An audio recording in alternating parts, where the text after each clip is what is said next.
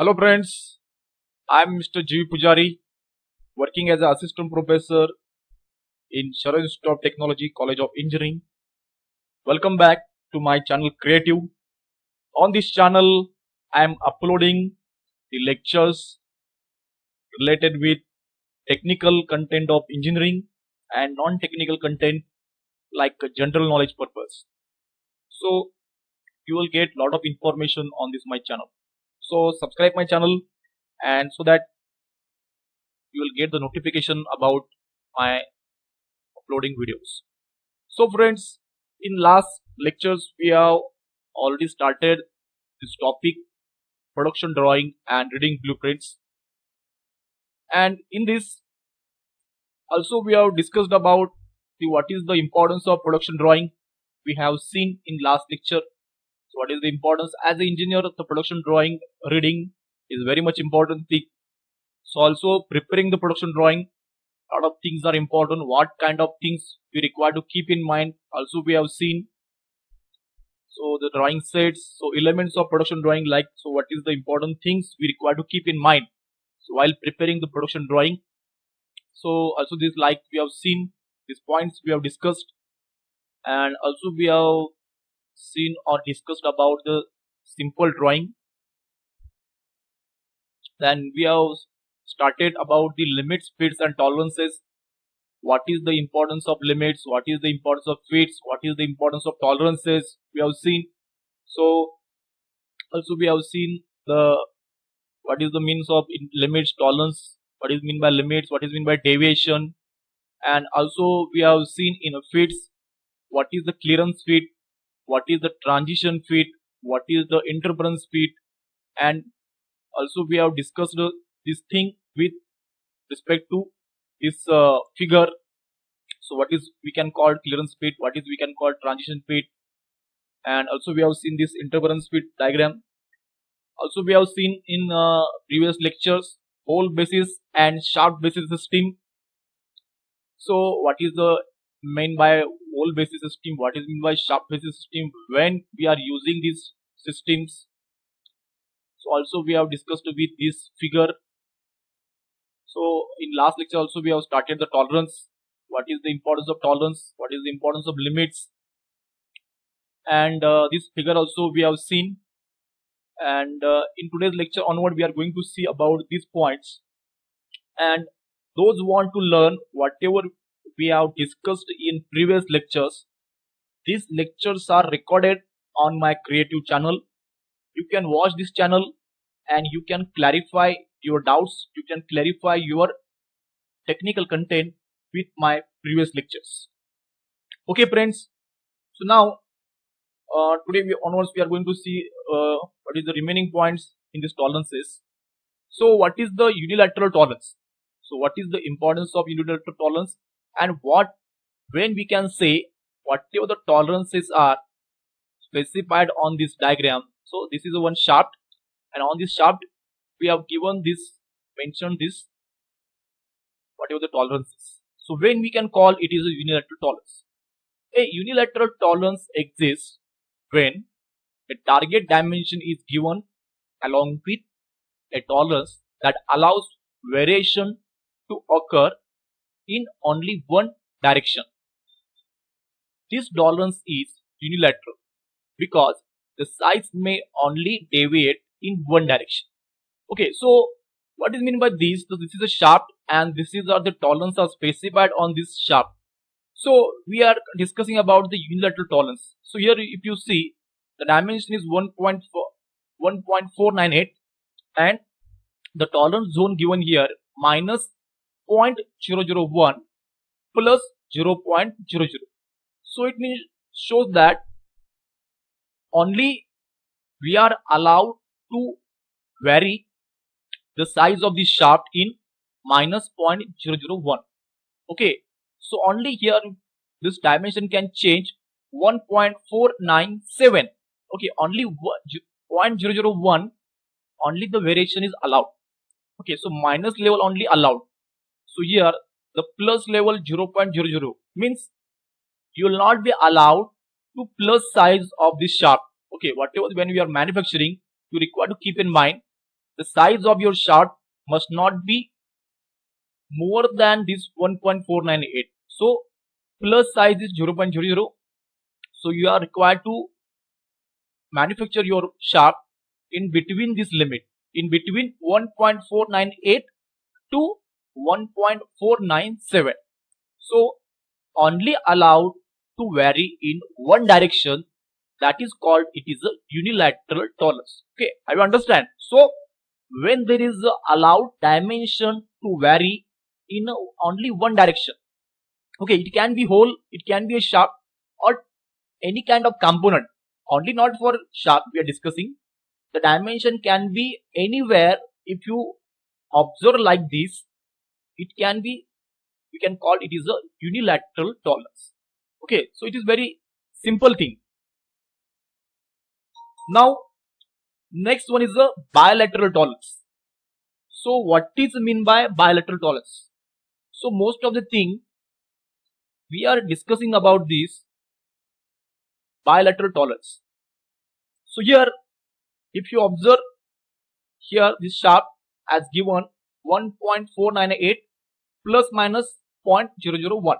So this tolerance zone is given on this shaft.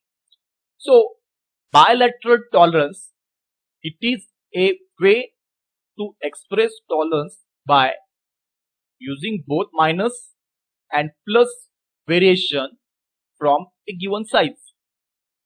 Means here our basic size is 1.498 and the tolerance zone is plus minus 0.001. So it means that we are allowed to make this shaft size 1.498 plus 0.001 means 1.499 is a plus size we are allowed to manufacture, and minus 1.497. It means that we are having the dimension or tolerance zone 1.497 to 1.499. So you are allowed to make your shaft in between this size. If your shaft is in between this, shaft is allowed. Okay, so bilateral tolerance means the size of the shaft or the size of the any component is allowed to vary either plus or either minus. Okay, if your size of that component is in between plus and minus, your component is acceptable. This is called a bilateral tolerance. Okay, I understand. Now just we have discussed about the limit fits tolerance, what is the importance of limit fit tolerance, and what is the unilateral tolerance, what is the bilateral tolerance. Now we are going to see about the surface roughness. So many times we can call the surface is rough, surface is smooth. How? Normally most of the time by observing your eyes you can say it is a surface is rough or surface is smooth, or most of the time we can take that component into we are in our hand, and when you want to touch that surface you will feel some kind of roughness and some kind of whatever the smoothness. Okay, but in industry we require to check that component in microscopic level, because whatever the surface roughness, whatever the smoothness, what the company expected or what we are required in a drawing, that will not be able to check by only with your check of your hand. Okay, that is not be able to find the actual value. We want to find the surface roughness value. Okay, so that value will not just be by checking or by just touching your surface on the any component, you will understand it is rough or we can call it is a smooth. But how much it is a rough and how much it is a smooth or rough, that can be only calculated by with the surface roughness value. So now we are going to discuss about the surface roughness in detail. So surface roughness, often shortened to roughness, is a component of surface texture. It is quantified by the deviation in the direction of the normal vector of a real surface from its ideal form. If these deviations are large, the surface is rough. If they are small, the surface is smooth. Okay, observe this. This is a one surface of one component. Okay, so we require to observe this surface in under microscope level by using some kind of microscope. And when we observe the surface under microscope, you will find such kind of waviness on your surface, because on a microscope we are going to enlarge the image of your surface. Whatever the image, we are going to enlarge with 5,000, 10,000 times, so that you are going to observe that surface level at that much level. So we are going to observe how it looks. Okay, so it looks like this one. So this is a lay direction, we can call. This is the waviness spacing of your surface. This is the waviness spacing. Then this is the waviness height of your surface, and this just we have enlarged here, and you will observe this is a roughness height and this is a roughness width. So this is actually a roughness level. Okay, so when the surface is smooth, whatever this peak and valley, or we can say this roughness height, is minimum when our surface is very smooth. When our surface is very rough level, that time this roughness height is more. So it is very simple thing. The phenomenon is very easy to understand. How we are saying like this, surface is rough and surface is smooth. So on the basis of this roughness height, if the roughness height is more, the surface is more rough. If the roughness height is very less, we can call surface is smooth. Okay, and then this is one more phenomenon is roughness width. Okay, so this we require to see all these things under microscope, and then you will observe this, what is how your surface is looks. Now we are going to see some terms used in surface roughness measurement. So how what we are going to measure actually, that we require to see when we are going to measure the roughness value, what kind of things we require to measure. See here, this is a flaw. It can be a void thing, can be a measure or present on your surface.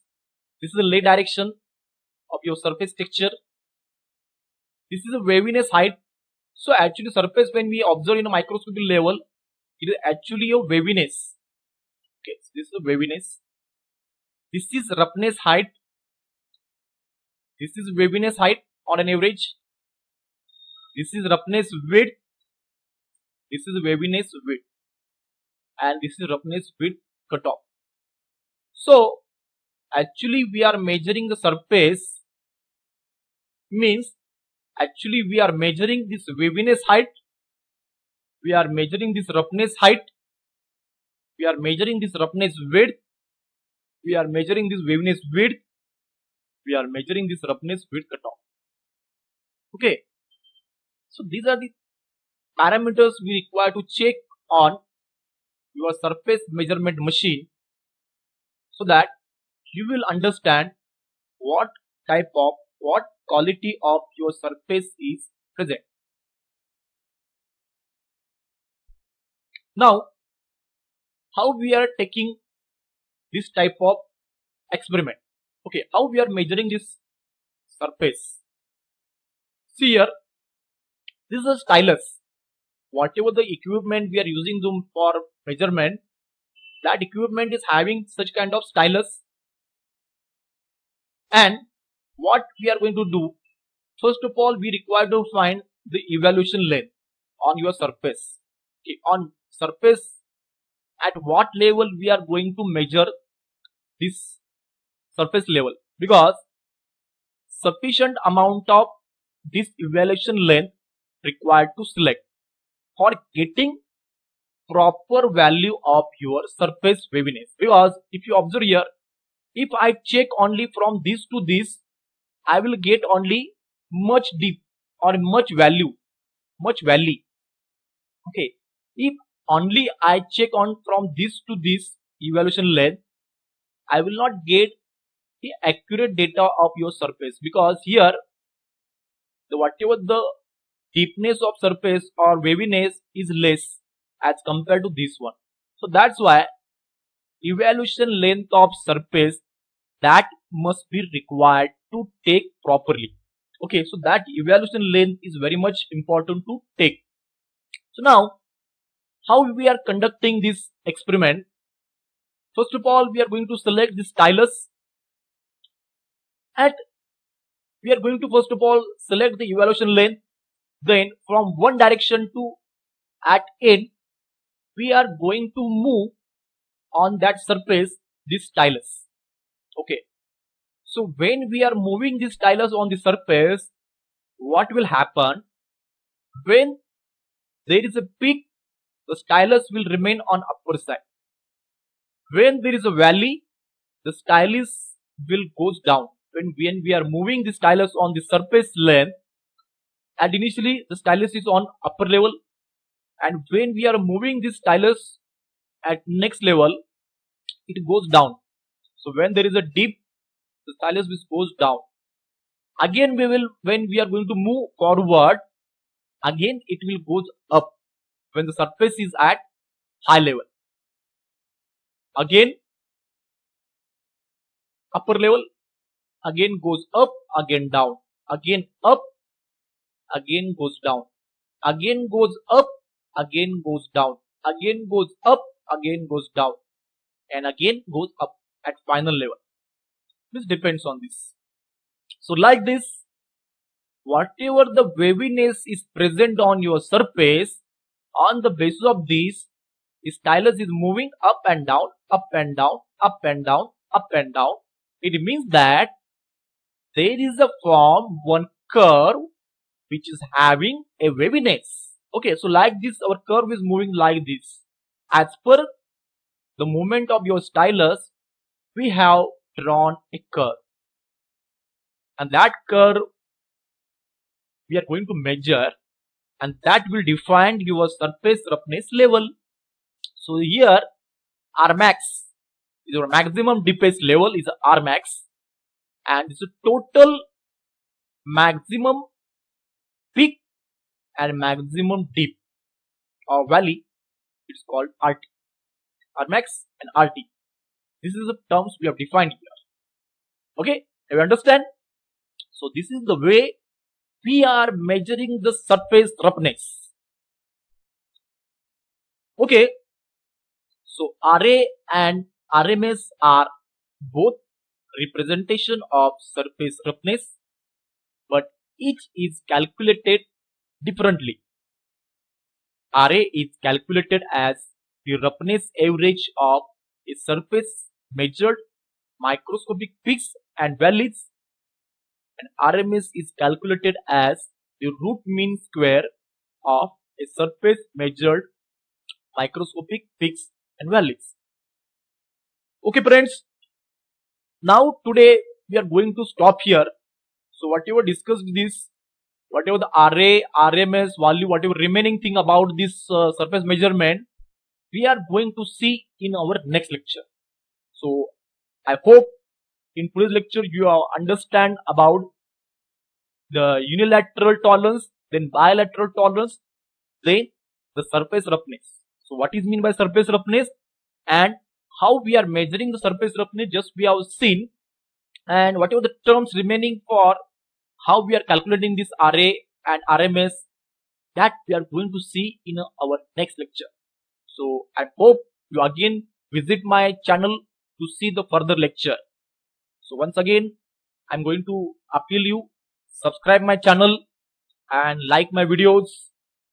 Again, share these videos with your friends. And again, I'm very thankful to listening my lectures very carefully. Thank you very much.